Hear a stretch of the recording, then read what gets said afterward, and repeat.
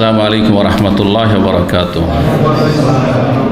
ইন্নাল হামদালিল্লাহ নাহমাদুহু ওয়া নাস্তাঈনুহু ওয়া নাস্তাগফিরুহু ওয়া নাউযু বিল্লাহি মিন শুরুরি আনফুসিনা ওয়া মিন সাইয়্যাতি আ'মালিনা মান ইয়াহদিহিল্লাহু ফালা মুদিল্লা লাহু ওয়া মান ইউদ্লিল ফালা হাদিয়া লাহু ওয়া আশহাদু আল লা ইলাহা ইল্লাল্লাহু ওয়াহদাহু লা শারীকা লাহু ওয়া আশহাদু আন্না মুহাম্মাদান আবদুহু ওয়া রাসূলুহু সাল্লাল্লাহু তাআলা আলাইহি ওয়া আলা আলিহি ওয়া সাহবিহি ওয়া সাল্লামা তাসলিমান কাসীরা। अम्मा बाद फ़क़द क़ाल इमामुल बुख़ारी रहमहुल्लाहु ताला बाबु सियाम अय्याम तशरीक़ क़ाल अबू अब्दिल्लाह क़ाल लि मुहम्मद इब्नुल मुसन्ना क़ाल हद्दसनी यहया अन हिशाम क़ाल अख़बरनी अबी कानत आयशा रज़ियल्लाहु अन्हा तसूम अय्याम मिना व कान अबूहु यसूमुहा। মহান আল্লাহর সমস্ত প্রশংসা, সালাত এবং সালাম নাজিল হোক নবী মুহাম্মদ রাসূলুল্লাহ সাল্লাল্লাহু আলাইহি ওয়াসাল্লামের উপর। আজ শনিবার 16ই শাবান 1443 হিজরি মোতাবেক 19 মার্চ 2022 আমাদের ধারাবাহিক আলোচনা সহিহুল বুখারীর সওম বা সিয়াম রোজার পর্ব নম্বর 13 কিতাবুস সওম। সওম সম্পর্কে সিয়াম সম্পর্কে যে পর্ব রয়েছে, অধ্যায় রয়েছে, তার 13 নম্বর পর্ব ধারাবাহিক আলোচনার। ইমাম বুখারী রাহিমাহুল্লাহর কিতাবের অধ্যায় নম্বর হচ্ছে 68 আর হাদিস নম্বর 1996। বলছেন ইমাম বুখারী রাহমাতুল্লাহি আলাইহি বাবু সিয়ামে আইয়ামি তাশরিক। এই অধ্যায় হচ্ছে আইয়ামে তাশরিক বা তাশরিকের দিনগুলির সিয়াম সম্পর্কে। তাশরিকের দিনগুলি আইয়াম, ইয়ামের বহুবচন, ইয়ামের জামা, বহুবচন হচ্ছে আইয়াম, যেন দিনগুলি বললাম। আর তাশরিক, তো তাশরিকের দিনগুলি কি কি? অধিকাংশ আলেমদের কাছে তাশরিকের দিন হচ্ছে 3 দিন ঈদুল আজহার পর থেকে। ঈদুল আজহা কয় তারিখে? 10ই জিলহজ, তাহলে 3 দিন, তারপরে 11, 12, 13ই জিলহজ। এই 3 দিন হচ্ছে আইয়ামে তাশরিক। কি? আইয়ামে তাশরিক। আইয়াম বহুবচন, আর সর্বনিম্ন বহুবচন হচ্ছে 3। আরবিতে সর্বনিম্ন বহুবচন হচ্ছে 3, কারণ 2-এ বহুবচন হয় না আরবিতে, কারণ দ্বিবচন আছে। ওয়াহিদের পরে তাসনিয়া, দ্বিবচন আছে আরবিতে, আরবি গ্রামারে। পক্ষান্তরে অন্যান্য ভাষাতে এক বচন আর বহুবচন, তাহলে 2 হইলেই বহুবচন হয়ে যায় বাংলায় বা ইংলিশে, অন্যান্য গ্রামারে। হ্যাঁ, একের বেশি হইলে কি হয়ে যায়? জমা হয়ে যায়, বহুবচন হয়ে যায়, প্লুরাল হয়ে যায়। কিন্তু আরবিতে তা হয় না। তাহলে 3 দিন। তাশরিকের দিন কয় দিন? 3 দিন। কিন্তু কিছু কিছু ফোকাহা তারা বলেছেন যে তাশরিকের দিন হচ্ছে 2 দিন, 11 আর 12। 11 আর 12, তারা তাশরিকের দিন 13কে গণ্য করেনি। এই যে 3 দিন গণ্য করা আর 2 দিন গণ্য করা, এর ফলাফল কি, রেজাল্ট কি? এই ফলাফল জানতে হবে। এর কোনো প্রভাব পড়ছে কি আমাদের ওপর ধর্মীয় ক্ষেত্রে? এটা আমাদের জানার বিষয়। নাহলে এমনি তাশরিকের দিন 2 দিন 3, এটা তো এমন কোনো জিনিস না। কিন্তু আসল এর প্রতিফলন ঘটছে, এর একটা ফলাফল, প্রভাব পড়ছে আমাদের দিনের মাসাইলের ক্ষেত্রে কি না, এইটা হচ্ছে জানা গুরুত্বপূর্ণ। হ্যাঁ, প্রভাব পড়ছে। সেটা হচ্ছে নবী করিম সাল্লাল্লাহু আলাইহি সাল্লামের হাদিসে রয়েছে যে কোরবানির দিন ইয়াউমুন নাহার ইয়াউমুজ যাবহ, কোরবানির দিন 10ই জিলহজ হচ্ছে জবাইয়ের দিন, মানে কোরবানি জবাইয়ের দিন। ওয়া আইয়ামুত তাশরিক, আর আইয়ামে তাশরিকগুলি হচ্ছে আইয়ামু যাবহিন বা যাবহুন। তাশরিকের দিনগুলি হচ্ছে কি? কোরবানি জবাইয়ের দিন। এই হাদিসকে যখন আইয়ামে তাশরিক কয় দিন এর সাথে মিলাবেন, তখন ফলাফল কি বেরোবে? যারা বলছে ঈদের দিনের পরে 3 দিন, তাদের কাছে কোরবানি কয় দিন চলবে? 4 দিন চলবে। 10 তারিখ, 11, 12, 13 তারিখের মধ্যে কোরবানি করেন। যদি উত্তম হচ্ছে 10 তারিখে কোরবানি করা। উত্তম কেন? কেউ যদি করে, আপনি উত্তম কি নিজে থেকে বললে হবে?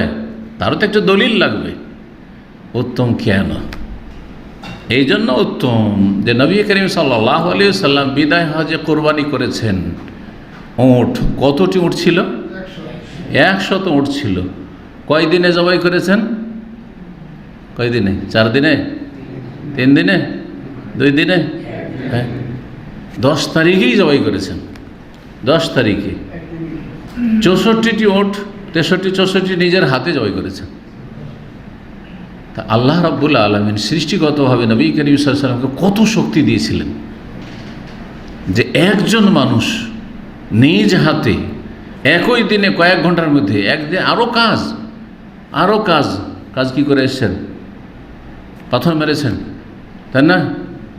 আবার পাথর মারার পরে সিরিয়ালি যদি করতে হয় কোরবানি করেছেন, কারণ সিরিয়াল তো হেঁটে করেছেন নবী সাল্লাল্লাহু আলাইহি ওয়াসাল্লাম। তারপরে মাথা মুন্ডন করেছেন, তারপরে মক্কা গিয়ে তওয়াফ করেছেন, সাফা মারওয়া সাই করেছেন, তওয়াফ করেছেন, তারপরে ফিরে এসে জোহর পড়েছেন মেনায়। এটাও জেনে রাখুন। আজকে যদি আমাকে আপনাকে দিতে হয় এই কাজগুলি আর করতে হয়, তাহলে চিন্তা করেন যে কত ঘন্টা লাগবে। আর আপনার দ্বারা কি 4টি কাজ করা সেই দিনে সম্ভব হবে? বা যারা হজ করেছেন করেছেন, ওই কোরবানির টাকা জমা করে দিয়েছি, সব হচ্ছে ব্যাস, অন্য কাউকে দিয়ে করা, নিজে তো করেন নাই। আমি বেশ কিছু হজে নিজে করার চেষ্টা করেছি। প্রথম দিকে যৌবনকালে যখন ছাত্র জীবন করেছি, প্রথম হজটা এরকম করেছিলাম। পাথর মারলাম নিজের হাতে, কোরবানি একবারে বস্তা, প্লাস্টিকের বস্তা আর ছুরি কিনে নিয়ে গিয়ে নিজের হাতে জবাই করলাম, নিজে খরিদ করলাম, তারপরে মাথা মুন্ডন করালাম, মেনাতে এগুলো হয়ে গেল। তারপরে গেলাম সেই দিনেই মক্কা, আর তারপরে তওয়াফ করলাম। তওয়াফ করতে করতে বিকেল হয়ে গেল, কিন্তু দিনেই কিন্তু তওয়াফ করে ফেলেছি। সব উত্তম চলছে, দিনে করা উত্তম চলছে, দিনেই করে ফেলেছি। কিন্তু এইগুলি কাজ করার পরে, তওয়াফ সাই করার পরে, যেহেতু হজে তামাত্তুন ছিল, সাই করতে হবে, তওয়াফ সাই করার পরে আর শরীর চলছে না, হেঁটে গেছি, সবগুলো হেঁটে করছি। সেই কুরবানির জায়গা হাঁটতে 3-4 কিলোমিটার ওইদিকে হাঁটতে হয়েছে আপনার পাথর মারার পরে, সবগুলো হেঁটে করেছি। কিন্তু মক্কা হেঁটে যাওয়ার পরে আর হেঁটে আসার মতো মনে হচ্ছে শরীর নেই। তখন চিন্তা করলাম যে এখন বাসে বসতে হবে, গাড়ি ধরতে হবে, যখনই পৌঁছান। মাগরিব হয়ে আসছে, চলো হারামে মাগরিবটা পড়ে নিয়ে এশাটা পড়ে নি, মাগরিব এশা পড়ে নিলাম। মাগরিব এশা পড়ার পরে গেলাম বাসের কাছে, কি যে ভিড় ভাড় করে উঠছে। ভিতরে ঢুকলো 40 রিয়াল, তখনকার কথা বলছি, 1990-91, জি, এই হজ, প্রথম হজ। ভিতরে ঢুকলে বাসের ভিতরে যদি সিটে বসতে চান তাহলে 40 রিয়াল দেন 5 কিলোমিটারে, হেঁটে এসছি কিন্তু ওগুলো। আর যদি ওপরে বসেন, ওপরেও বসছে, ওই দিন সব যায় যেখানে ওপরে, বহু লোক ওপরে বসে আছে, ওপরে বসলে 20 রিয়াল, ব্যাস। জি, যাই হোক, এলাম। কখন পৌঁছিলাম? 5 ঘন্টা এই 5 কিলোমিটার সফরে থাকলাম বাসে। রাত 12টা না 12:30টার দিকে এসে মেনায় পৌঁছিলাম, কারণ শরীর তো চলে না। হেঁটে গেলে তার আগেই চলে যাব, 1 ঘন্টাও লাগবে না, কিন্তু হাঁটার মতো শরীর নেই।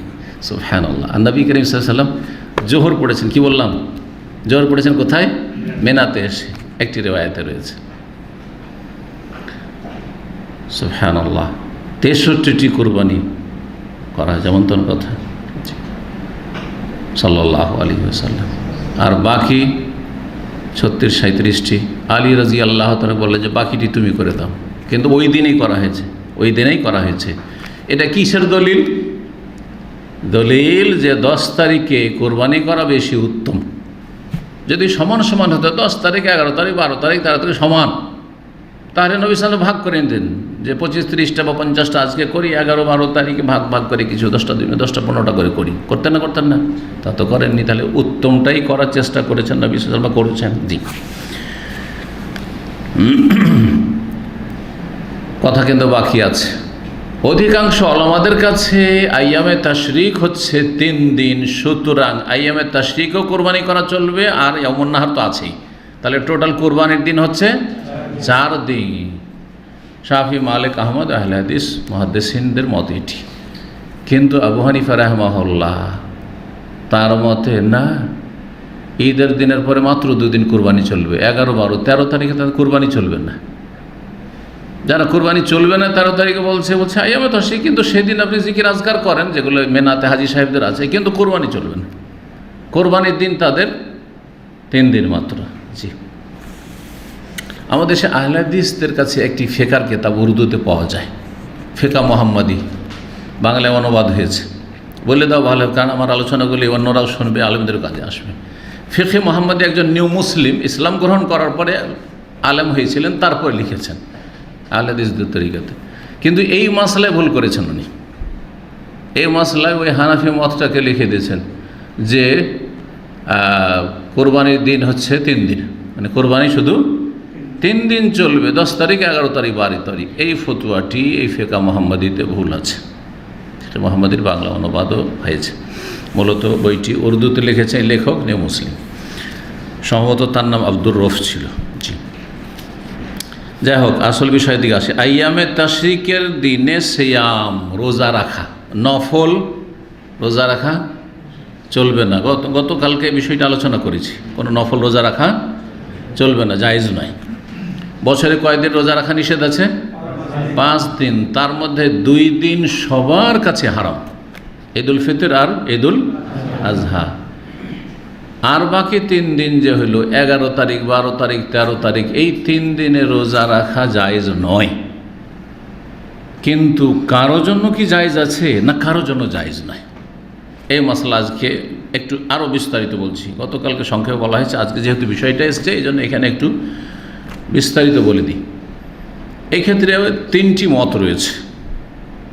সালাফদের যুগে ইখতিলাফ ছিল, সাহাবায়ে কেরামদের আমলে ওই যুগে একটু ইখতিলাফ দ্বিমত ছিল। তো এক্ষেত্রে 3টি মত পাওয়া যায়। একটি মত হচ্ছে যে আইয়ামে তাশরিকে রোজা রাখা জায়েজ, অনুত্তম কিন্তু জায়েজ। অনুত্তম মানে তাহলে মাকরুহ, কিন্তু জায়েজ।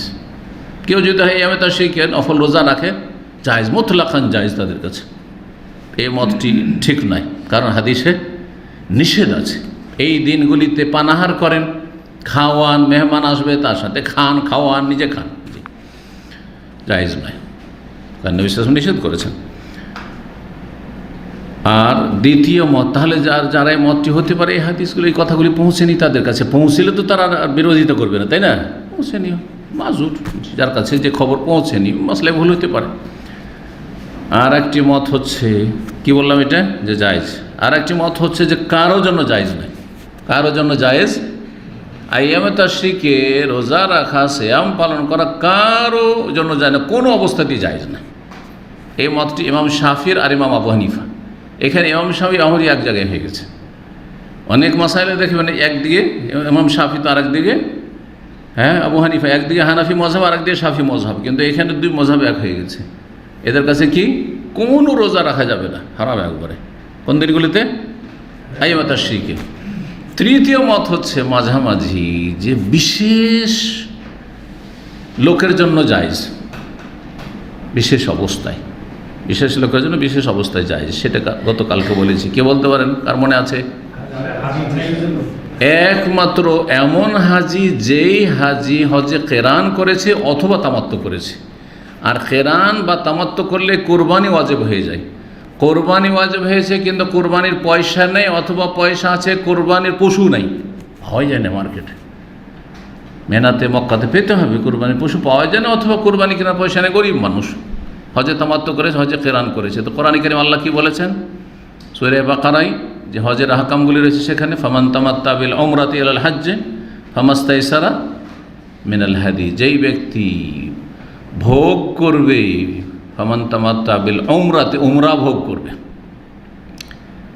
হজের সাথে, হজও করলো আর উমরাও করে নিল, এক গুলিতে 2 শিকার, এক সফরে 2টাই করে নিল।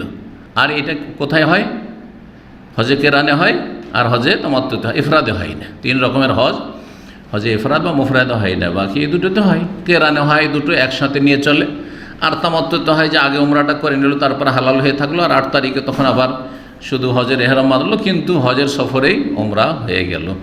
এই 2 অবস্থায় ফামাস্তাইসার মিনাল হাদি, আল্লাহ যথাসাধ্য হাদির পশু জবাই করতে হবে। হাদির পশু মানে কুরবানির পশু জবাই করতে হবে। ফামাল্লাম ইয়াজিদ, কেউ যদি হাদি কুরবানি না পায় অথবা না পারে পেশ করতে, কুরবানির পয়সা নেই, আল্লাহ কি বলছেন? সিয়ামু সালাসাতি আইয়ামিন ফিল হজ, হজের দিনগুলিতে 3টি রোজা রাখতে হবে, 3টি সিয়াম পালন করতে হবে। ওয়াসাবআতিন ইযা রাজাতুম, 7টি ফিরে আসার পরে, বাড়ি গিয়ে দেশে গিয়ে যে যেখানে আছেন ফিরে গিয়ে 7টি রাখবেন। তো এই যে 3টি রাখতে হবে, 3টের ক্ষেত্রে উত্তম হচ্ছে যে 8 তারিখের আগে রেখে নেন, হজে মেনার মাঠে আসার আগে রেখে নেন। আগে গিয়েছেন সফরে, যারা হজে এসছেন আগে, আর অধিকাংশ বাইরের হাজির আগে আসে, তাহলে আগেই সেরে নেবে উমরা করার পরে, অথবা প্রথম দিকে যখনই পৌঁছেছে তারপর থেকে রেখে নেবে। এহরামের অবস্থায় থাক, যেমন হজে কেরানে তো এহরামের অবস্থাতে আছে, ওই অবস্থায় রোজা রেখে নেবে। আর যদি হজে তামাত্তুটা হালাল হয়ে গেছে, তারপরে মক্কাতে 3টি রোজা রেখে নিল, 5 তারিখ, 6 তারিখ, 7 তারিখ রেখে নিল। যদি 8 তারিখও রাখে, চলো মেনার মাঠে, তো ও রাখতে পারে। আর মেনা 8 তারিখে যাওয়াটা সুন্নাত। জি, আরাফার দিনে রোজা রাখবে না, কারণ আরাফার দিনে গতকালকে বলেছি আরাফার সিয়ামের আলোচনা হয়েছে, যে আরাফার দিনে সিয়াম পালনের চাইতে গুরুত্বপূর্ণ হাজিদের ইবাদত হচ্ছে সেখানে ওকুফ করা, অবস্থান করা এবং আল্লাহর জিকির আজকার করা, আল্লাহর কাছে দোয়া করা, আল্লাহর কাছে একাগ্র চিত্তে মনোযোগী হয়ে দুনিয়া আখিরাতের সার্বিক কল্যাণ চাওয়া। এর জন্য একটু সক্রিয় থাকতে হবে, খেয়ে দে। আর তারপরে এইরকম ভিড় ভাড়ে বড় কষ্টের কারণ হয়ে যেতে পারে, সেজন্য নবী সাল্লাল্লাহু আলাইহি ওয়াসাল্লাম নিজেও রোজা রাখেননি আরাফার ময়দানে, সাহাবারও রাখেন নাই। জি, এখন এই 3টে রোজা কখন পুরা করবে? 10 তারিখে তো হারাম, ঠিক না? তাহলে বাকি থাকলে এখন 13 তারিখের পর চলে যাবে, তাহলে 11, 12, 13ই বাঁচছে। তো এই 11, 12, 13তে হজে তামাত্তুকারী বা হজে কেরানকারী কী করতে পারবে? যদি অপারগ হয় কোরবানি জবাই করতে, তাহলে 3টি রোজা রেখে নিতে পারবে। এটা হচ্ছে মাঝামাঝি মত, 3 নম্বর মত। আর এই মতটিকে প্রাধান্য দিয়েছেন ইমাম বুখারী রাহিমাহুল্লাহ। আজকের অধ্যায় বা হাদিসগুলো থেকে জানবেন এই মতটি মা আয়েশা রাদিয়াল্লাহু তাআলা আনহার, যেমন প্রথম হাদিসটি আসছে, এই মতটি হানাবেলাদের এবং আহমদ বিন হাম্বলের, এই মতটি হচ্ছে আহলে হাদিস ওলামাদের। জি, তো এখন দেখেন বলছেন কালা আবু আবদুল্লাহ, ইমাম বুখারী রাহিমাহুল্লাহ বলছেন। দেখেন ইমাম বুখারীর কিতাব, আর বলছেন যে কালা আবু আবদুল্লাহ, ইমাম বুখারী আবু আবদুল্লাহ তার কুনিয়াত, উপনাম, তিনি বলছেন। এটা কেমন কথা? আমি যদি বই লিখি, আজ বলি যে মতিউর রহমান বলছেন, তো কথাটা কেমন লাগছে? বেমানান লাগে না? কিন্তু এখানে একটা রহস্য আছে। কি রহস্য আছে? হয়তো আমি লিখিনি, আমি কথাগুলি বলে দিয়েছি, আর আমার কথাগুলিকে কেউ পরে লিখছে, তাহলে তখন আমার পরে যে লিখবে সে এ কথা লিখতে পারে যে উনি বলেছেন, তাই না? ঠিক ওইটাই হয়েছে। এ কালা আবু আবদুল্লাহ, এই কথাটি লিখনেওয়ালা, বলনেওয়ালা ইমাম বুখারী রাহিমাহুল্লাহর ছাত্র, যিনি এই সহিহ বুখারীর হচ্ছেন নাসাখ, কপি লিখনেওয়ালা। তিনি যখন লিখেন তখন বলছেন কালা আবু আবদুল্লাহ, ইমাম আবু আবদুল্লাহ ইমাম বুখারী রাহিমাহুল্লাহ বলেন, কাল আলী মোহাম্মদ মুসান্না, আমাকে মোহাম্মদ ইবনে মুসান্না আমার ওস্তাদ বলেছেন, হাদাসানা ইহা, তাকে হাদিস বয়ান করেছেন ইমাম ইয়াহিয়াত, আর ইয়াহিয়াকে বয়ান করেছেন হেশাম, হেশাম ইবনে উরওয়া। আর হেশাম বলছেন যে আখবারানি আবি, আমার আব্বা বলেছেন, উরওয়া ইবনে জুবাইর, জুবাইর ইবনে আওয়াম, প্রখ্যাত সাহাবী, আশরা মুবাশশার অন্যতম। জি, তো এই জুবাইর রাদিয়াল্লাহু তাআলার ছেলে উরওয়া, তিনি বলেছেন তার ছেলে হেশামকে। আর উরওয়া বলছেন আমার আব্বাকে, কানাত আয়েশাতু, আমার আব্বা জানিয়েছেন যে আয়েশা রাদিয়াল্লাহু তাআলা এমনটা করতেন। তার আব্বাকে, উরওয়ার আব্বা, কি বললাম? জুবাইর। জুবাইর রাদিয়াল্লাহু তাআলা বলছেন যে আয়েশা রাদিয়াল্লাহু তাআলা আনহা এমনটা করতেন। তো আয়েশা রাদিয়াল্লাহু তাআলা আনহার সাথে জুবাইর রাদিয়াল্লাহু তাআলা আনহার আত্মীয়তার কি সম্পর্ক, কে বলতে পারে?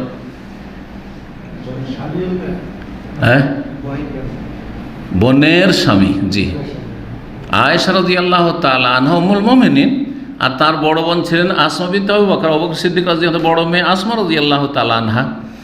যখন সৌর পাহাড়ের গুহায় নবী করিম সাল্লাল্লাহু আলাইহি ওয়াসাল্লাম, আবু বকর ছিলেন, তখন তাদের জন্য খাবার টাবার নিয়ে যেতেন, লুকিয়ে দিয়ে আসতেন। জি, তো এই আসমা রাদিয়াল্লাহু তাআলা আনহার বিয়ে হয়েছিল কার সাথে? জুবাইরের সাথে। তাহলে আসমা রাদিয়াল্লাহু তাআলা আনহার ছেলে হচ্ছে আব্দুল্লাহ বিন জুবাইর, যিনি মক্কার খলিফা হয়েছিলেন, আর এক ছেলে হচ্ছে এই উরওয়া। তো উরওয়ার তাহলে কি হচ্ছে? মা আয়েশা খালা, খালা। এই জন্য উরওয়া রাদিয়াল্লাহু তাআলা রাহিমাহুল্লাহ তিনি সাহাবী হতে পারেননি। নবী সাল্লাল্লাহু আলাইহি ওয়াসাল্লাম ইন্তেকালের পরে তার জন্ম হয়েছিল। নবী সাল্লাল্লাহু আলাইহি ওয়াসাল্লামকে দেখেননি, সেজন্য তিনি সাহাবী না, কিন্তু সাহাবীর ভাই আব্দুল্লাহ বিন জুবাইর সাহাবীর ভাই, সাহাবীর ছেলে, তো মা আয়েশার বোনের ছেলে। আয়েশা রাদিয়াল্লাহু তাআলা কী করতেন বলছে, তাসুমা আইয়াম মেনা, রোজা রাখতেন, সিয়াম পালন করতেন মেনার দিনগুলিতে। মেনার দিনগুলি কোনগুলি? মানে এমন সেই দিনগুলি যেই দিনগুলিতে হাজি সাহেবরা মেনায় অবস্থান করে বা হাজিদেরকে মেনা অবস্থান করতে হয়। আর সেই দিনগুলি হচ্ছে 11, 12, 13। 11, 12, 13। কেউ যদি বলে যে 8 তারিখও তো হাজির আগে থাকতে হয়, তো ওইটা কি এর সামিল না? এটা উদ্দেশ্য করেন, ওইটাকে ইয়ামুত তারবিয়া বলা হয়।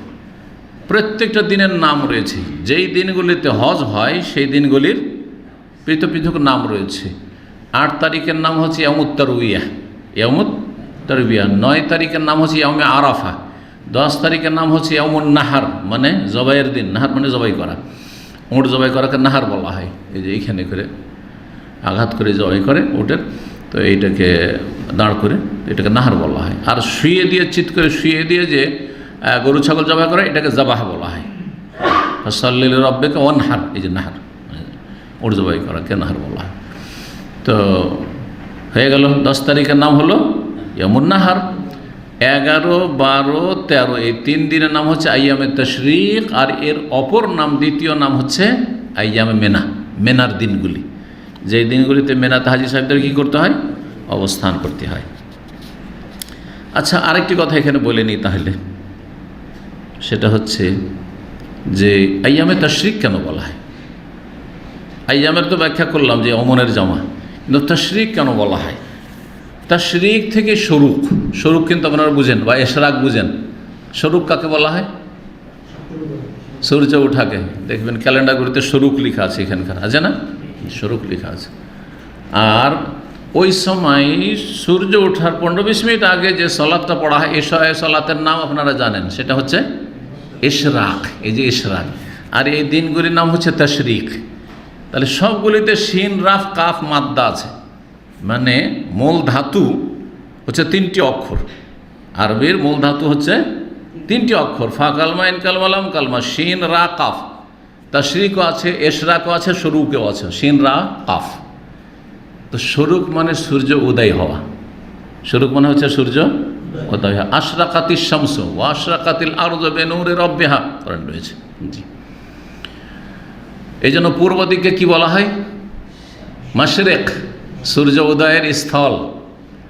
আর সূর্য ডুবাকে গরুব বলা হয়, সেই জন্য পশ্চিম দিকে মাগরিব বলা হয়।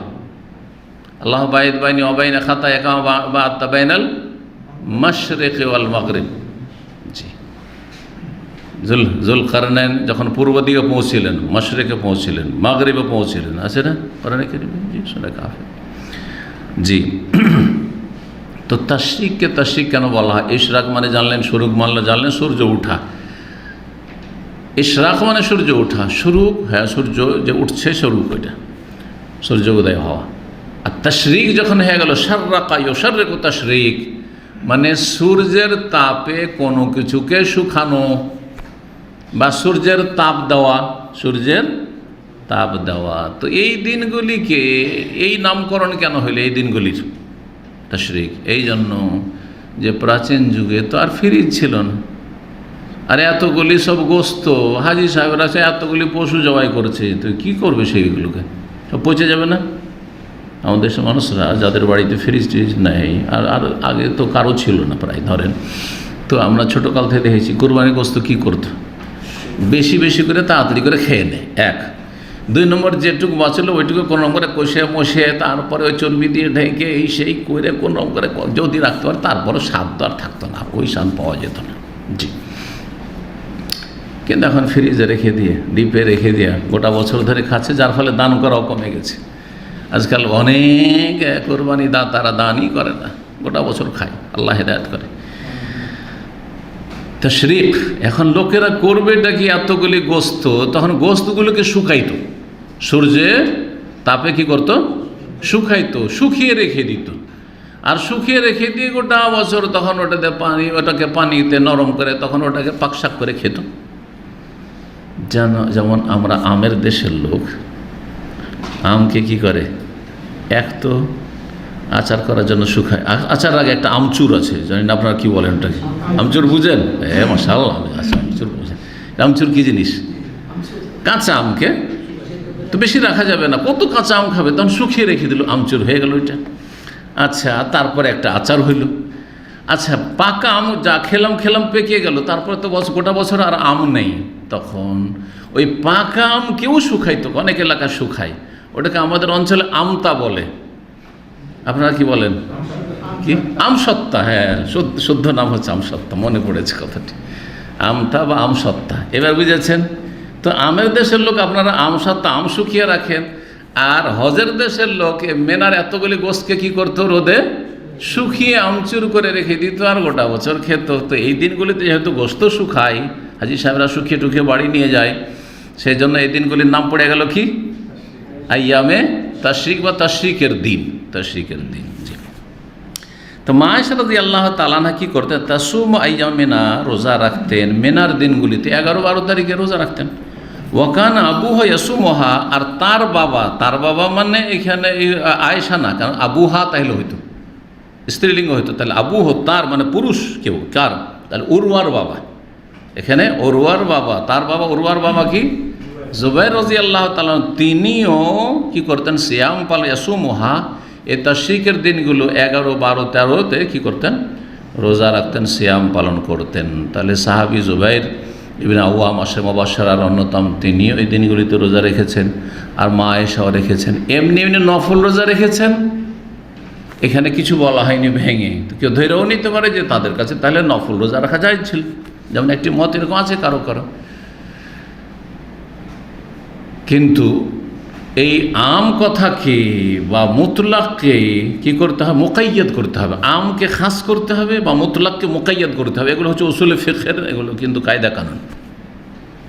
উসুলে ফিকহ পড়েছেন তো ইনশাআল্লাহ? হ্যাঁ, তো উসুলে ফিকহেতে আছে, যদি একটা কথা এমনি বলে দেওয়া হয়েছে, সেটাকে করা যেতে পারে, সেটা কোনো বিষয়ের সাথে খাস করা যেতে, আম কথাকে, জেনারেল কথাকে খাস করা যেতে পারে। হ্যাঁ, কোনো একটা ইশারা ইঙ্গিতের কারণে বা দলিলের কারণে, জি, অনেক ক্ষেত্রে আছে।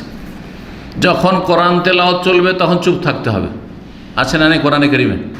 হ্যাঁ, কিন্তু নবী সাল্লাল্লাহু আলাইহি ওয়াসাল্লাম বলছেন সূরা ফাতিহা ছাড়া নামাজ হয় না। তো বলে আমি শুধু আয়াত নেব, হাদিস নেব না? না, আয়াতটা হচ্ছে আম, এই আমকে খাস করতে হবে। ঠিক আছে, সাধারণ অবস্থা হচ্ছে যে কোরআন তেলাওয়াত হইলে ফাস্তামিউ লাহু, শোনো, চুপ থাকো, লাআল্লাকুম তুরহামুন, আল্লাহর রহমত পেলে, যদি আল্লাহর রহমত পেতে চাও তাহলে এইরকমটা করো। এটা হচ্ছে সাধারণ হুকুম। যে কোনো সময় কোরআনে কারীম তেলাওয়াত হচ্ছে তো হইচই করিও না কাফেরদের মতো, আর তারপরে সেখানে অন্য কাজে ব্যস্ত হও না, যদি জরুরি না থাকে। আর যদি কাজের ব্যস্ততা থাকে তো কোরআন চালিয়ে রাখিও না, শুনতে না পারছো, টেলিফোন রিসিভ করছেন এদিকে, আর কোরআন আপনার গাড়িতে চলতে আছে, কেন চালিয়ে রেখেছেন তাহলে? জি। বাকি কথা হলে সূরা ফাতিহা ছাড়া যেহেতু নামাজ হয় না, সুতরাং বিশেষ ক্ষেত্রে এটা হচ্ছে খাস অবস্থা। বিশেষ অবস্থায় মুক্তাদি হোক আর ইমাম হোক আর একাকী নামাজি হোক, সূরা ফাতিহা ছাড়া যেহেতু নামাজ হয় না, সুতরাং কী করতে হবে, এই অবস্থাটা খাস। এটা হচ্ছে অধিকাংশ ওলামাদের মত, এই জন্য সূরা ফাতিহা ছাড়া তারা বলছে নামাজ হয় না। তো এইরকম, তো এখানে মা আয়েশা যে মেনার দিনগুলিতে রোজা রাখতেন, আর জুবাইর রাদিয়াল্লাহু তাআলা তিনিও রোজা রাখতেন, মানে তামাত্তু হজ করলেন বা কেরান করলেন, আর কোরবানি দিতে পাচ্ছেন না বা দিচ্ছেন না বা পাচ্ছেন না, তখন তারা কি করতেন, এই দিনগুলিতে রোজা রাখতেন। তাহলে আম কথাকে কি করলাম, খাস করে নিলাম, কারণ অন্য অন্য দলিলগুলি আসছে আমাদের সামনে যে আইয়ামে তাশরিকে সাধারণ অবস্থায় রোজা রাখা চলবে না। 1977 নম্বর হাদিস আর 1997 নম্বর হাদিস, 1998 নম্বর হাদিস, কারণ এতে একসাথে দুটো হাদিস, সনদ দুটো আছে, ওই জন্য দুটো নাম্বার দিয়েছে লেখক। বলছেন ওরওয়া, এখানে ওরওয়া রাদিয়াল্লাহু তাআলা রাহিমাহুল্লাহ বর্ণনা করেছেন আয়েশা রাদিয়াল্লাহু তাআলা আনহা থেকে, আর সালেম তাবেঈ বর্ণনা করেছেন ইবনে ওমর রাদিয়াল্লাহু তাআলা আনহু থেকে। তার দুটো হাদিস হয়ে গেল, দুই সাহাবী থেকে যার বর্ণিত, তার দুটো হাদিস হয়ে গেল সনদের দিক থেকে। কালা উভয়ে বলেছে, মানে মা আয়েশা রাদিয়াল্লাহু আনহা বলেছেন আর আব্দুল্লাহ বিন ওমর রাদিয়াল্লাহু আনহু বলেছেন, লাম ইউরাখাস ফি আইয়ামি তাশরিক আন ইউসামনা, আইয়ামে তাশরিকে রোজা রাখার জন্য ছাড় দেওয়া হয়নি ইল্লা লিমাল্লাম ইয়াজিদুল হাদি, তবে ওই সব ব্যক্তির জন্য যারা হাদি পাচ্ছে না বা হাদি কিনতে সক্ষম না, হাদির পয়সা নেই, কোরবানি কিনতে পারছে না, পয়সা নেই অথবা পাচ্ছে না। তাহলে হয়ে গেল এটা কি খাস, আর আগের কথাটি ছিল আমকে খাস দিয়ে খাস করে নিতে হবে, খাসের মামুল করতে হবে।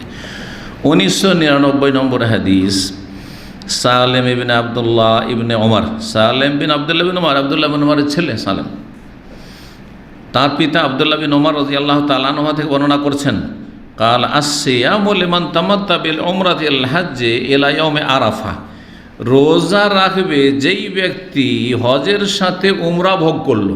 আর হজের সাথে উমরা কারা ভোগ করে? তামাত্তুকারী আর কেরানকারী, দুই রকমের হাজি। যারা হজের সাথে উমরা ভোগ করবে তারা সিয়াম পালন করবে এলা ইয়াউমে আরাফার দিন পর্যন্ত। তারা আরাফার দিনও রাখতে পারে, কারণ আরাফার দিনে আইয়ামে তাশরিকের মতো কঠিনভাবে নিষেধ নেই, কঠিনভাবে নিষেধ নেই, অপছন্দনীয়, কিন্তু প্রয়োজনে রাখা যায়, প্রয়োজন, কারণ রোজা কমপ্লিট হয় 3টা রাখতে হবে তাকে।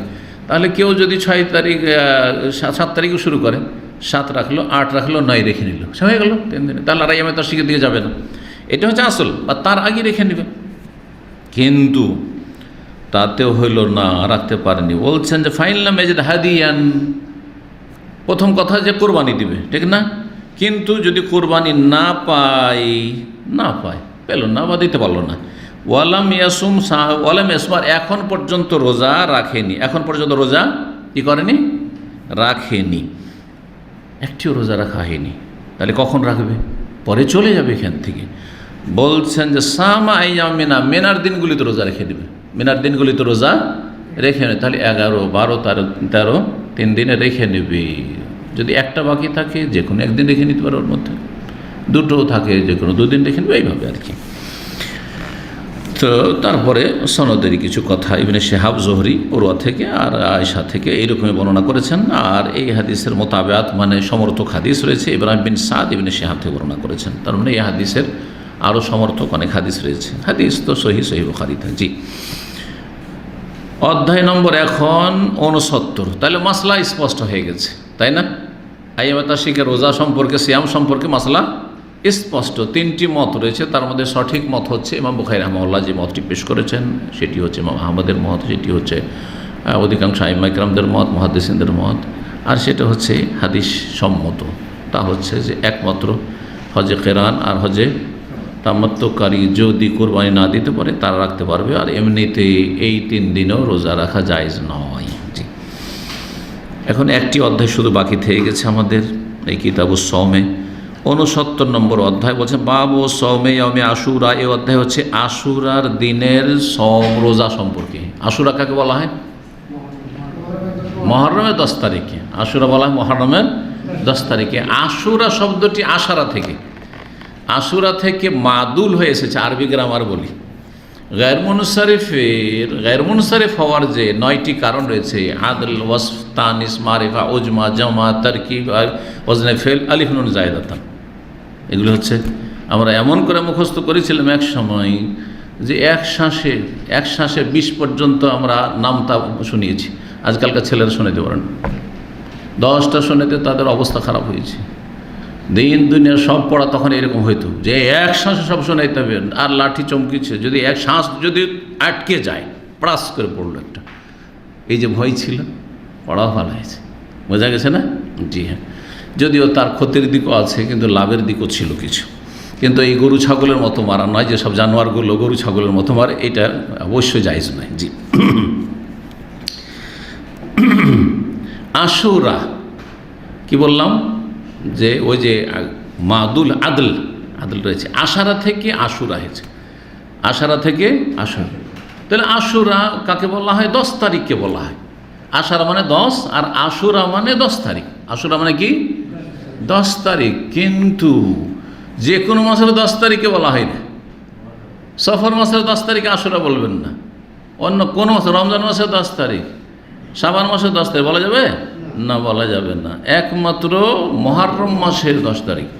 আসলে এটা ছিল আশুরায় মুহররম, আশুরায় মুহররম, মুহররমের 10ম দিন বা 10 তারিখ।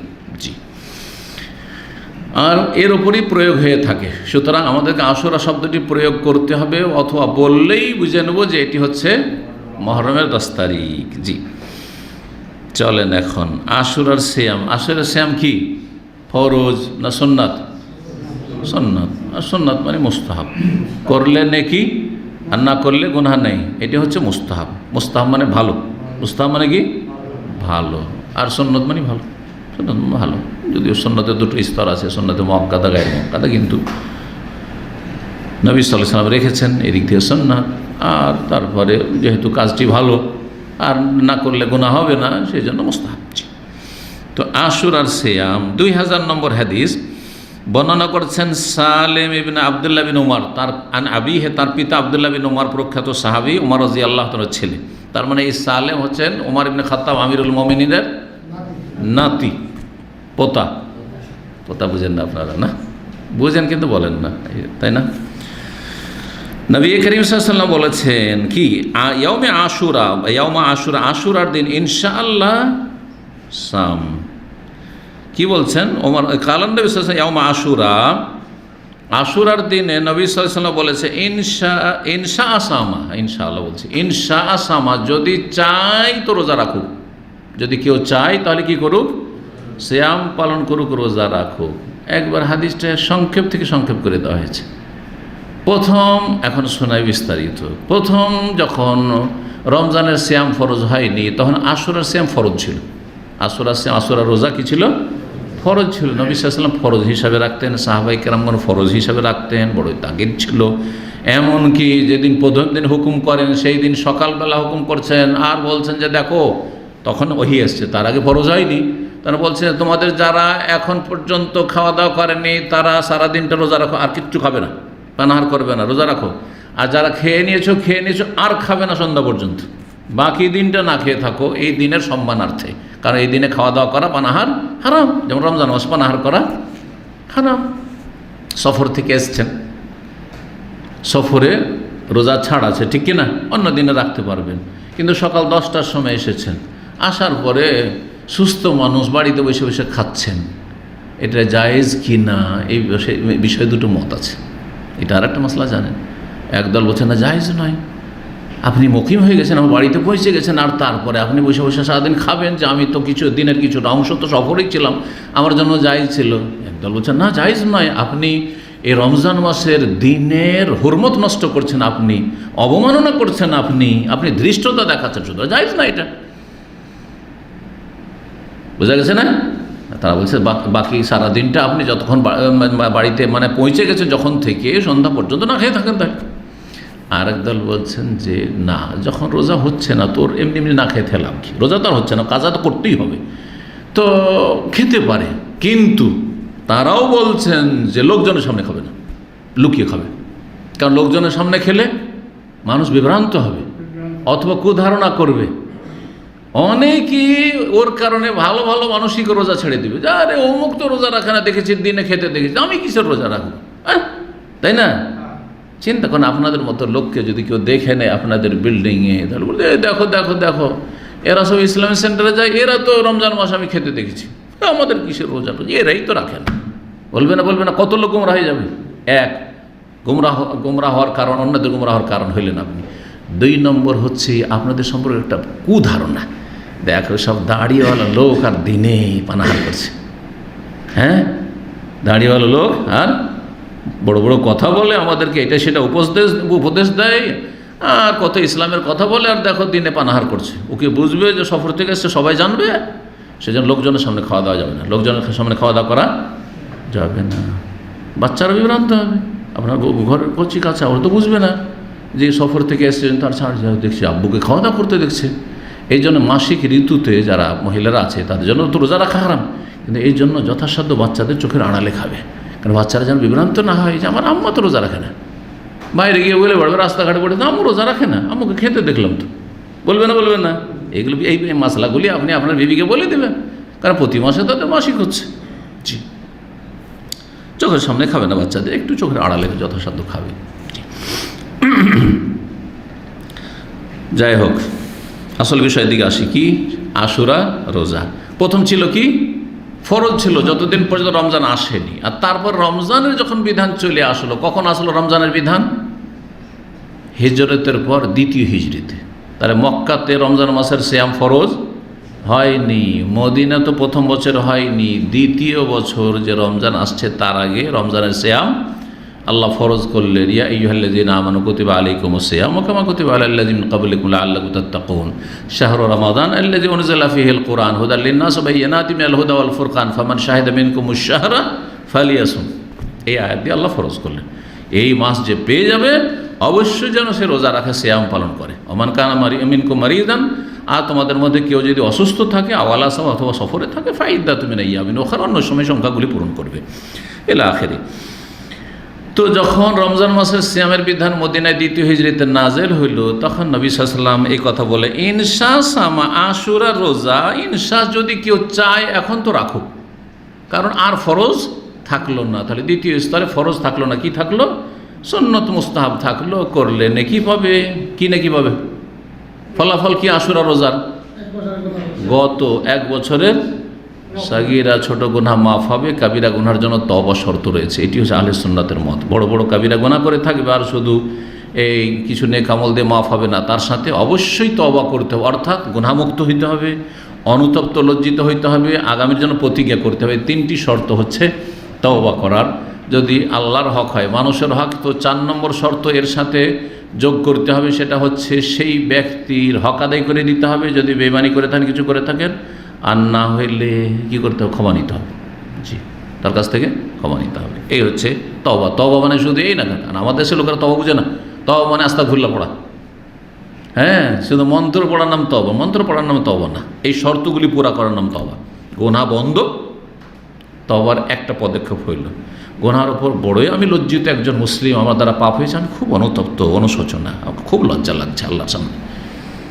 এই দ্বিতীয়, খুব খারাপ লাগছে, জি, আমি নিজেকে ধিক্কার দিচ্ছি, এইটা, এই মন মানসিকতা তৈরি হতে হবে। তৃতীয়, প্রতিজ্ঞা করে, দৃঢ় প্রতিজ্ঞ, আজম, জি, দৃঢ় প্রতিজ্ঞ হইতে হবে, জীবনে আমি আর এই গুনাহ করবো না। না, পাপ করতে আছে, ফজরের নামাজ ছাড়তে আছে, জামাতে যাই না, আর আস্তাগফিরুল্লাহ আস্তাগফিরুল্লাহ আস্তাগফিরুল্লাহ আস্তাগফিরুল্লাহ, কি তোবা না মজা? এসব তোবা নয়, এসব জাহেলদের তওবা, এসব যারা ইসলাম বুঝে না তাদের তওবা। এই তওবা কোনো তওবা না। জি হ্যাঁ, তার সাথে তওবা পাঠ করা, এটা হচ্ছে আলোর উপর আলো। তওবা পাঠ করবেন, তার সাথে তওবার কালিমা পাঠ করবেন, আল্লাহর সামনে অঙ্গীকার করবেন, আল্লাহ আর কাকে ডাকবেন যে আল্লাহ আমি ফিরে আসছি, আল্লাহ আমি ক্ষমা চাইছি, যা হয়েছে তার জন্য ক্ষমা চাইছি, এবং এখন ফিরে এসছি বা ফিরে আসছি, এর জন্য আমি অঙ্গীকার করছি, আস্তাগফিরুল্লাহ ওয়া আতুবু ইলাইহি। জি, এই হচ্ছে তওবা আসলে সংক্ষেপে। তো নবী সাল্লাল্লাহু আলাইহি ওয়াসাল্লাম বলে, ইনশা সামা, যদি চায় তো এখন আশুরা রোজা রাখবে। 2001 নম্বর হাদিস, মা আয়েশা রাদিয়াল্লাহু তাআলা আনহা বর্ণনা করেন, কালাত কানা রাসূলুল্লাহ সাল্লাল্লাহু আলাইহি ওয়াসাল্লাম আমারা বিসিয়ামে আশুর, ইয়াউমে আশুরা। রাসূলুল্লাহ সাল্লাল্লাহু আলাইহি ওয়াসাল্লাম প্রথম আশুরার দিনের সিয়াম পালনের হুকুম দিলেন, নির্দেশ দিলেন। ফালামা ফরিদা রমাদান, যখন রমজান মাসের সিয়াম ফরজ হয়ে গেল, কানা মানশা সামা, তখন এমনটা হলো যে যে চায় রোজা রাখুক, ওমান শাফ, তারা যে চায় পানাহার করুক। হ্যাঁ, তাহলে সাহাবায়ে কেরামরা কেউ কেউ সিয়াম রাখতেন আশুরার, কেউ কেউ রাখতেন না। আমাদের দেশে অনেক এলাকা আছে এর উপর আমলই নেই, আশুরা রোজা রাখেই না, আরাফার রোজা রাখেই না। এটা যেমন ভুল, একটা গুরুত্বপূর্ণ একটা মুস্তাহাব নেকির কাজ, বড় সওয়াবের কাজকে একবারে উপেক্ষা করে যাওয়া, ভুলে যাওয়া, সমাজের লোকেরা জানছে না যে কি যাচ্ছে না যাচ্ছে আমাদের ওপর দিয়ে, এটাও যেমন ভুল। ঠিক তেমনি আরব দেশে এখানে দীর্ঘ সময় থাকার কারণে এখানে যেহেতু বড়ই গুরুত্ব দিয়ে এই রোজাগুলি রাখা হয়, আপনার আশেপাশে, আমার আশেপাশে 2-1 যদি আশুরা রোজা না রাখে, আরাফার দিন না রাখে, আরে এটি কেমন মানুষ রে, কেমন মানুষ রে, আরাফার রোজা রাখেনি, কেমন লোক আশুরা রোজা রাখেনি, এরকম মন মানসিকতা তৈরি হয়ে গেছে না। হ্যাঁ, যেন আয়েব হয়ে গেছে, যেন দোষণীয় ব্যাপার হয়েছে না, এটাও বাড়াবাড়ি। হক হচ্ছে মধ্যম পন্থা অবলম্বন করে, সুন্নত নফলের ক্ষেত্রে, এই মুস্তাহাব কাজের ক্ষেত্রে আপনি করছেন আলহামদুলিল্লাহ, হতে পারে তার কোনো অসুবিধা, অথবা না অসুবিধা হইল হয়তো তার জন্য। সবার জন্য সব এবাদত সহজ লাগে না। আল্লাহ যে বহুমুখী এবাদত দিয়েছেন, বড় রহস্য আছে। একরকম এবাদত দিলে অনেক লোকের জন্য মুশকিল হয়ে যেত। বহুমুখী এবাদত কেন? কারণ নানা ভাষা, নানা মত, মানুষ বিভিন্ন প্রকৃতি, বিভিন্ন মানুষ বিভিন্ন রকমের। এক শ্রেণীর মানুষ আছে যারাকে নামাজ পড়তে ভালো লাগে, সালাত আদায় করতে খুব ভালো লাগে, ওতে খুব মন লাগে, ওতে পিছিয়ে পাবেন না, ওকে একবার আগে ভাগে, আর নামাজের ক্ষেত্রে খুব আগে, ভালো ভালো গুণ। কিন্তু ওকে বললেন যে 10টা টাকা দান করো, ওর মনে হচ্ছে জীবন বেরিয়ে যাচ্ছে, কঠিন মুশকিল হয়েছে 10টা রিয়াল দান করা তার জন্য, তাই না? কৃপণ স্বভাবের আছে না? নেই? আছে, এমন লোক আছে, এক কাপ চা জীবনে খাওয়াই না, কিন্তু খাই ঠিকই পরে, আছে না? হ্যাঁ, এরকম আছে। আবার কিছু লোক আছে নামাজে অত না পারলেও তাহাজ্জুদ পড়তে পারে না, কিন্তু রোজায় খুব আগে, সোমবার বৃহস্পতিবার ছাড়ে না, তাহাজ্জুদ পড়তে পারে না, কিন্তু সোমবার বৃহস্পতিবার রোজা ছাড়ে না, আছে, রোজাতে ইন্টারেস্টেড বেশি, এমনও কিছু লোক আছে। আবার কিছু লোক আছে যে রোজাও তো নফল রাখতে পারে না, কোনো রকম ফরজটা রাখে, আর ফরজ নামাজটা পড়ে, বেনামাজি কিন্তু জান্নাত পাবে না, ফরজ নামাজ পড়তে হবে, কিন্তু সুন্নত নফলের কথা বলছি, সুন্নত নফল, তারপর তাহাজ্জুদ, সালাতুল দুহা, এগুলো হয়তো পড়ে না, কিন্তু দান খায়রাতে আগে আগে মাশাআল্লাহ। অনেক লোককে দেখবে যে এখন পর্যন্ত দাঁড়িয়ে রাখতে পারেনি, কিন্তু অনেক দাঁড়িয়েওয়ালার চাইতে বেশি দান খায়রাত করে।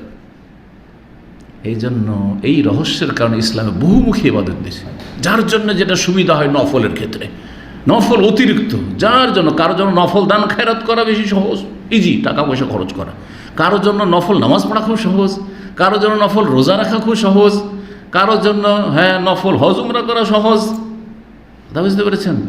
কারোর জন্য জিকির আজকার করা খুব সহজ।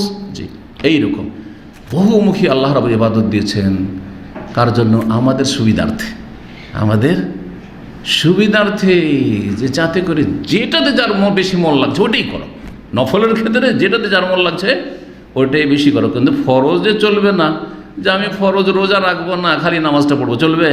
বা আমি রোজাটা রাখবো, যেমন আমাদের দেশের অনেক বেনামাজি আছে, নামাজ পড়ে না কিন্তু রোজাটা রাখে, তারাকেই ছাড়ে না, কিন্তু সারা বছর নামাজ নেই, না না না, এদের জন্য নাজাত নেই, আগে নামাজ সালাত, তারপরে তখন রোজা, তারপরে সিয়াম, জি, আগে যাকাত, তারপরে দান খায়রাত। অনেক দান খায়রাত করে, কিন্তু যাকাতের বেলা ঠিক করে হিসাব করে, চলবে না।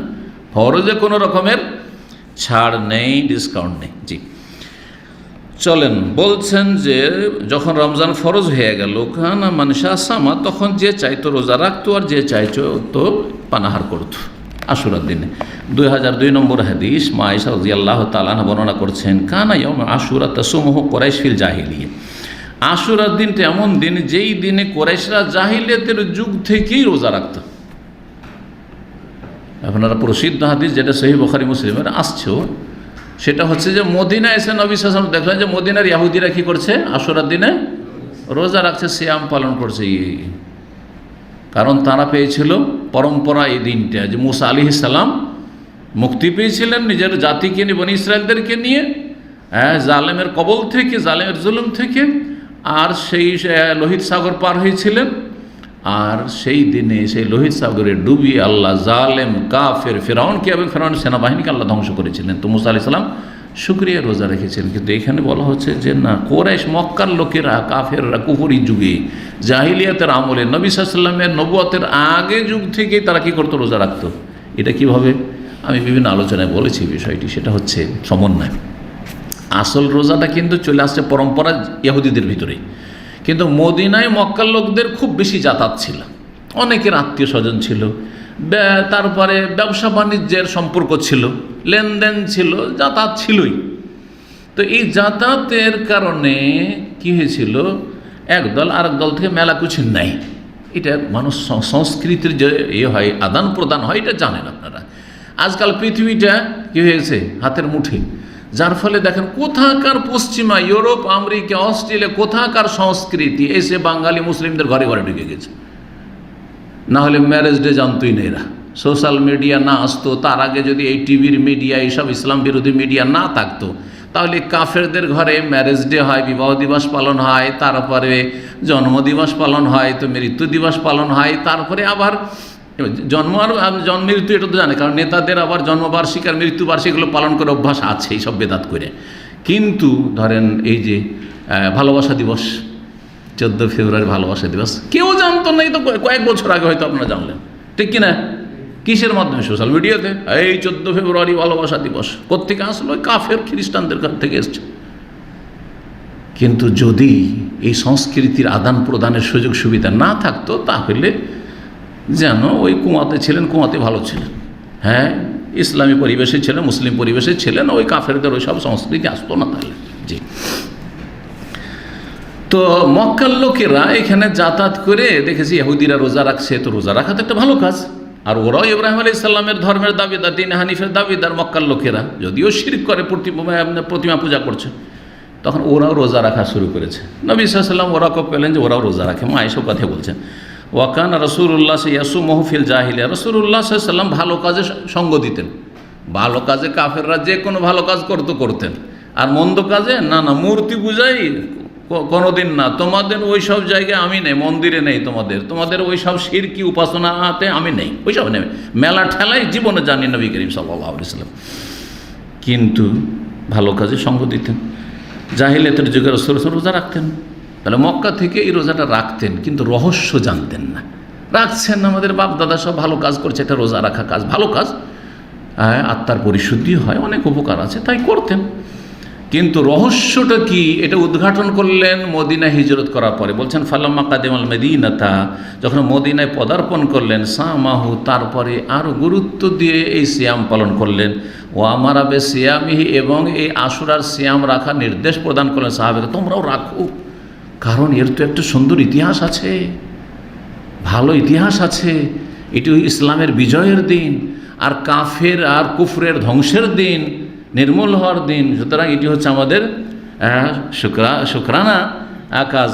করো, মুসা আলাইহিস সালাম আমরা অনুসরণ করি ভালো কাজের ক্ষেত্রে। ফালামা ফরজা রমজান, তারপর রমজান মাসের সিয়াম যখন ফরজ হলো, মদিনা এসে তাহলে একটা বছর, তারপর দ্বিতীয় বছর তো রমজান মাসের সিয়াম ফরজ হয়ে গেল। যখন রমজান মাসের সিয়াম ফরজ হয়ে গেল, তারাকা ইয়াউমা আশুরা, তখন আশুরার দিনটাকে ছেড়ে দিলেন, মানে ফরজ হিসাবে ছেড়ে দিলেন। ফরজ হিসাবে যে পালন করতেন, ওই ফরজ হিসাবে পালন করাটা ছেড়ে দিলেন। তারপরে বলে ফামান শাহ সামাহ, কেউ যদি চায় তো রোজা রাখুক, অমান শাহ তারা, আর কেউ যদি চায় তো সেটা ছেড়ে দিক, মানে পানাহার করুক। 2003 নম্বর হাদিস। মুআবিয়া বিন আবি সুফিয়ান রাদিয়াল্লাহু তাআলা আনহুমা, মুআবিয়া রাদিয়াল্লাহু তাআলা আমিরে মুআবিয়া, যিনি খলিফা ছিলেন, আর দীর্ঘ 20 বছর ধরে খলিফা থেকেছেন, আর বনু উমাইয়া বংশের প্রথম খলিফা তিনি, এবং তিনি খলিফা রাশেদিনের কাছাকাছি, খলিফা রাশেদ না হলেও খলিফা রাশেদিনের কাছাকাছি তিনি ছিলেন। অন্য অন্য জালেম শাসকদের মতো ছিলেন না তিনি, এবং সাহাবী ছিলেন, সম্মানিত সাহাবী রাদিয়াল্লাহু আনহু। সাহাবীর ছেলে আবু সুফিয়ান, তার পিতা পরে ইসলাম গ্রহণ করেছে, বেটা আগে, ছেলে আগে মুসলমান হয়েছে, পরে বাপ মুসলমান হয়েছে। কট্টর একবারে গোঁড়া ছিল আবু সুফিয়ান। তো গোঁড়াদেরকে দেরি হয় হেদায়েত হইতে, এই জন্য আমাদের সে বুড়া হাড্ডিগুলো একটু দেরিতে হেদায়েত হয়। কথা বুঝতে পারছেন না? রাগ করিয়েন না আপনি। জি। আর যুবকগুলো তাড়াতাড়ি, এর হক কথা আছে, মানতে অসুবিধা কি, আবেগে বুঝে নিয়েছি, আবার কি বাধা। কিন্তু আপনি শতবার চিন্তা করছেন, ও আমার ভাইয়েরা তো কেউ নেই আমার সাথে, তারপরে আমার বংশধর তো কেউ নেই সাথে, আর এইসব কথা তো মানলে তো মেলা ঝামেলা হবে, এই সারা জীবন এগুলো করে এলাম, আর ছাড়বো কী করে, ঠিক না? আচ্ছা, তো গোঁড়ামির কারণে অনেকের হেদায়েত হতে দেরি হয়, অনেক হেদায়েতই হয় না।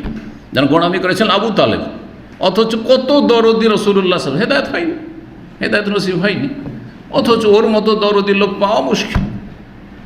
কুফরের অবস্থা, মারা গেছে, জাহান্নামে থাকতে হবে। তারপরে মাদ্রাসা পড়া মোল্লাগুলা সহজে হেদায়েত হয় না। কেন হেদায়েত হয় না? মাদ্রাসা পড়া হুজুর, ওর মধ্যে একটা আত্ম অহংকার কাজ। আমি মাদ্রাসা পড়েছি আর আমার ভুল ধরতে এসছে, মানে আরে আমরা ভুল করছি, আমাদেরটাও ঠিক, আমাদেরটাই ঠিক। কথা বলছেন? আত্ম অহংকারও আছে, তারপরে গোঁড়ামিও আছে, বাপ দাদার অন্ধ অনুকরণ তকলিদও আছে, যার ফলে আর ছাড়তে পারে না ওই তরিকা, পুরাতন তরিকা ছাড়াটা সহজ হয়ে ওঠে না। আল্লাহ যেন আমাদের উদার মন রাখার তৌফিক দান করেন। কোরআনে বা হাদিসের কথা, আল্লাহ এবং তার রাসূলের কথা আসলে যেন আমরা সহজে মেনে নিতে পারি, আল্লাহ যেন আমাদের তৌফিক দান করেন। তো মুআবিয়া বিন আবি সুফিয়ান রাদিয়াল্লাহু তাআলা আনহুমা থেকে শুনেছেন, আশুরার দিনে আমা হাজ্জা আলাল মেম্বারে, যেই বছরে তিনি হজ করেছিলেন, শুনেছিলেন এই কথাটি কোথায় বলছে? আলাল মেম্বার, মেম্বারের ওপর। তার মদিনায় এসেছিলেন তিনি। মদিনা আসার পরে মেম্বারে খুতবায় উঠলেন, আর ওঠার পরে তিনি খুতবা বক্তব্য দিলেন বা খুতবা দিলেন, আর বললেন ইয়া আহলাল মদিনাতে, ইয়ে মদিনাবাসী। মদিনাবাসীকে যখন সম্বোধন করছেন, তাহলে কোথায় উঠেছিলেন বক্তব্যে, খুতবায়? মদিনার মেম্বারে, মদিনার মসজিদে নববীর মেম্বারে উঠে খলিফা যে কোনো জায়গায় গেলে খলিফায় খুতবা দেবেন। এটা হচ্ছে আসল। আর এটাই ছিল ওমাইয়া আমলে। জালেম হইলেও সমস্ত রাজা বাদশারা নিজেই যেমন দেশ চালাতো, তেমন মসজিদের ইমামতি করতো 5টায়। আব্বাসীয় খলিফারা ভোগবিলাসী হয়ে গেল, বলছে এত দায়িত্ব পালন করতে পারবো না, আমরা দেশ চালাবো কিন্তু ইমাম অন্যরা হোক, আমরা ইমামতি করতে পারবো না। তারপর থেকে কিন্তু এটা পাল্টে গেছে। কিন্তু সালাফদের যেটা তরিকা, 4 খলিফা রাসূলুল্লাহ সাল্লাল্লাহু আলাইহি ওয়াসাল্লামের পরে আবু বকর, ওমর, ওসমান, আলী সবাই কী করেছেন? নিজেরা দেশেরও ইমাম খলিফা আর মসজিদেরও ইমাম। বুঝা গেছে? তারপরে উমাইয়ার যুগে 132 হিজরি পর্যন্ত দেশেরও ইমাম, শাসক, খলিফা আর মসজিদেরও ইমাম। এমনকি তাদের গভর্নর হাজ্জাজ বিন ইউসুফ জালেম, কোনি, বাসরার গভর্নর, সে জুলুম করছে মানুষের উপর, কিন্তু মসজিদে ইমামতি করছে, কারণ সে শাসক, তার হাতে ইমামতি। সে যদি কাউকে বলে ইমামতি করতে, সেটা আলাদা কথা। কিন্তু যেমনই 132-এর পরে পতন ঘটলো উমাইয়াদের, আর তারপরে আব্বাসীয়রা ক্ষমতায় আসলো, তখন তারা আর সেটা সামলিয়ে চলতে পারলো না, কারণ ভোগবিলাস বেড়ে গেল। জানেন যে যারা শাসক গোষ্ঠী, তাদের মধ্যে ভোগবিলাসের সামগ্রীও তো অভাব তো নাই। আর ভোগবিলাসে ঘুম ভাঙে কোথায়? আসরে উঠাটাও বড় কষ্ট, ফজে উঠাও বড় কষ্ট, আর গিয়ে আবার ইমামতি করা কষ্ট। পেছনে নামাজ পড়া পড়তেন না নামাজ, তারা অবশ্যই বেনামাজি ছিলেন না, অবশ্যই, কারণ জানতেন তারা যে বেনামাজি মুসলিম থাকে না। কিন্তু না, পেছনে আগে গিয়ে ইমামতি করা খুব কঠিন বিষয়। ইমামকে আগে থেকে রেডি থাকতে হবে, ঠিক কিনা? জি, এ হয়েছিল। তো যেই বছরে তিনি হজে এসেছিলেন, কোত্থেকে এসেছিলেন তাহলে? রাজধানী কোথায় ছিল? রাজধানী কোথায়? আরে মিশরে, দামেস্কে। হাসান্ত।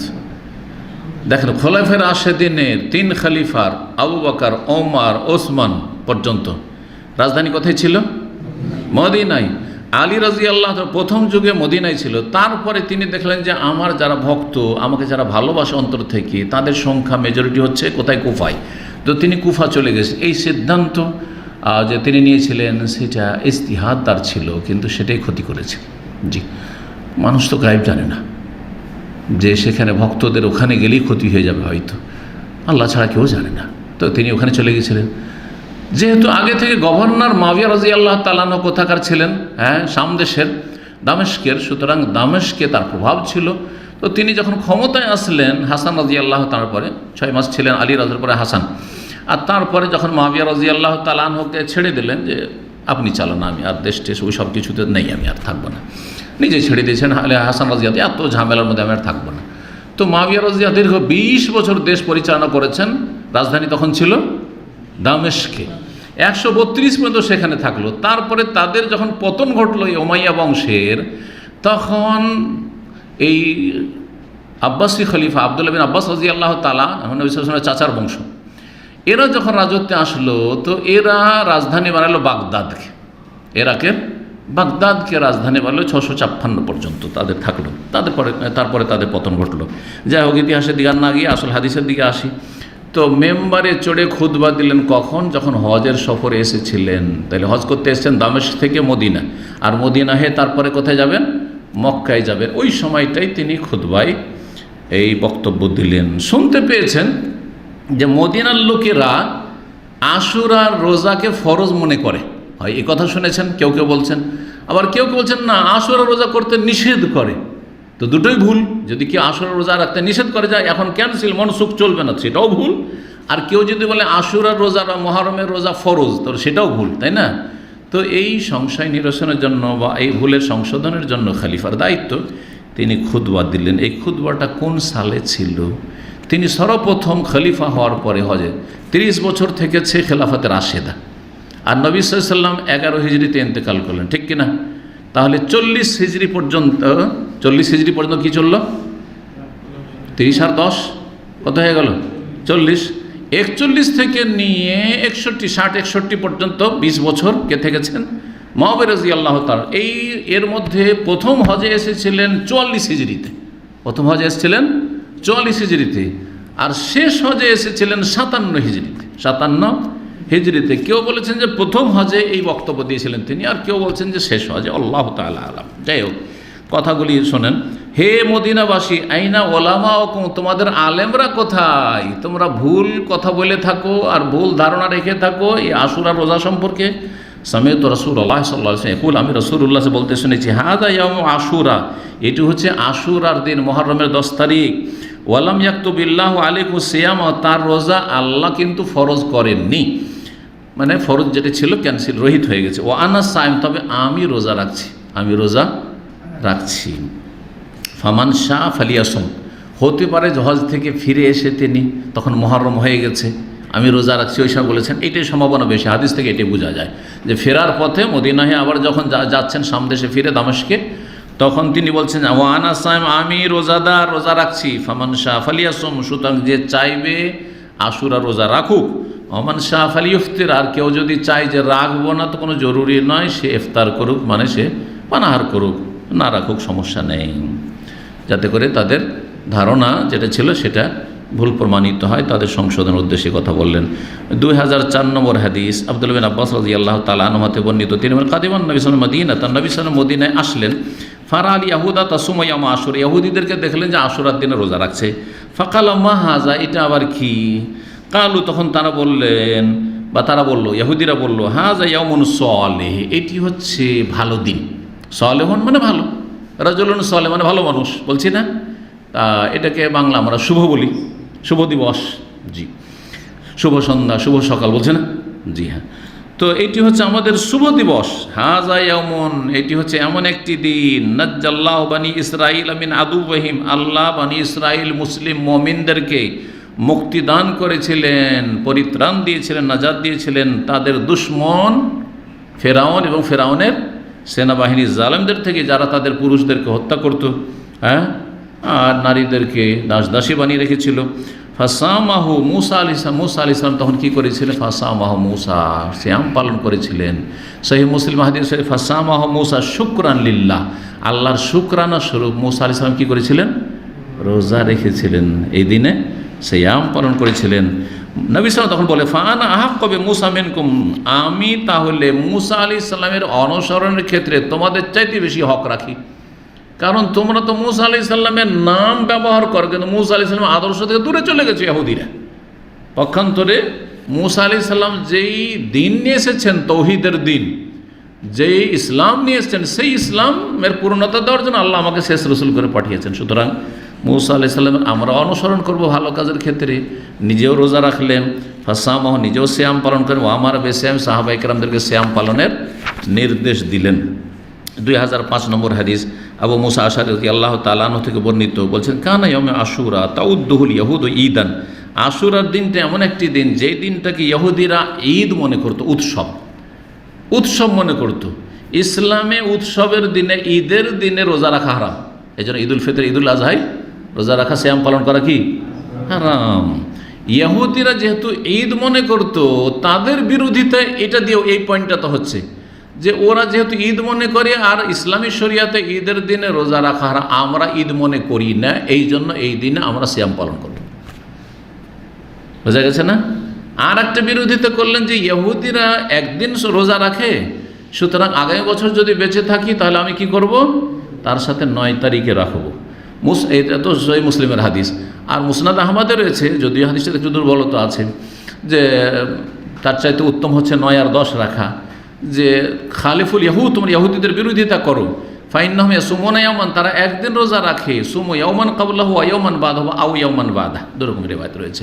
তোমরা হয় তার একদিন আগে রাখো, না হয় একদিন পরে রাখো, 9-10 রাখো, না হলে 10-11 রাখো, সেটাও করতে পারে, কিন্তু উত্তম হচ্ছে 2 দিন রাখলে 9 এবং 10 রাখা।